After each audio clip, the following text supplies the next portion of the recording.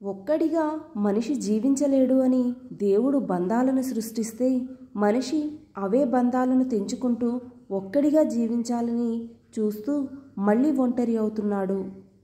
నీ గమ్యం ఎంత ఎత్తులో ఉన్నప్పటికీ దానిని చేరుకునే మార్గం మాత్రం నీ కాళ్ళ కింద నుండే మొదలవుతుంది. మూర్ఖులు విన్నా కూడా చెవిటోడిలా వింటారు. కాబట్టి వినడం అనేది ఒక గొప్ప కళ. వినే ఓపిక లేనివాడు ఎప్పటికీ అజ్ఞానిగానే మిగిలిపోతాడు.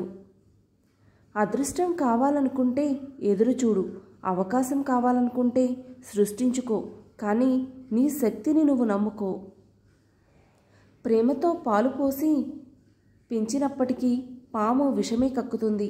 అలాగే నీతి లేని వాడితో మీరు ఎంత నిజాయితీగా ఉన్నప్పటికీ వాడు తన నిజస్వరూపాన్ని చూపిస్తూనే ఉంటాడు. నీ వాళ్ళ దగ్గర నీ విలువ తగ్గినప్పుడు మౌనంగా దూరం అవ్వడమే మంచిది.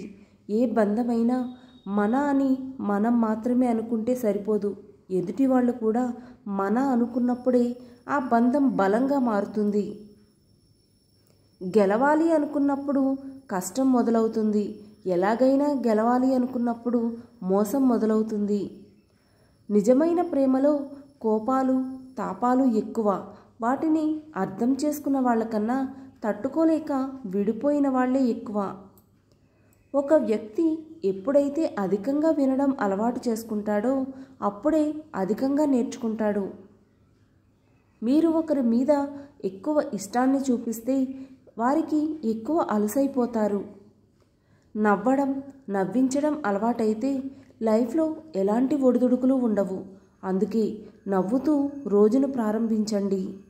మీరు సంపాదిస్తున్నప్పుడు పలు రకాల వాళ్ళు మీకు పరిచయం అవుతారు. 10 రూపాయల అప్పు అడిగినప్పుడు పరిచయస్తులు కూడా పరాయి వారిలా మీకు దూరంగా పారిపోతారు.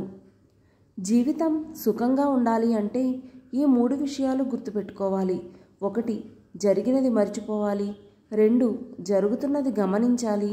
3 జరిగిపోయేదానికి సిద్ధంగా ఉండాలి. కింద పడకుండా ముందుకు వెళ్ళడంలో ఏ గొప్పతనం లేదు. కింద పడిన ప్రతిసారి లేచి నిలబడి ముందుకు వెళ్ళడంలోనే గొప్పతనం ఉంది. యుద్ధం అనేది గెలుపు కోసం అయితే నీ వారితో కలిసి పోరాడు. అదే యుద్ధం నీ వారి కోసం అయితే ఒంటరిగానే పోరాడు. ఎవరు కారణం లేకుండా మౌనంగా ఉండరు. మనసులో బాధ ఒక్కోసారి మాటల్ని పైకి రానివ్వకుండా తొక్కిపెడుతుంది. భయంకరమైన మౌనాన్ని ఒక మాట తుడిచేస్తుంది. అనంతమైన దుఃఖాన్ని చిన్న చిరునవ్వు చెరిపేస్తుంది. ఈ వీడియో కనుక మీకు నచ్చినట్లయితే please do like, share and subscribe to my channel. Thank you for watching.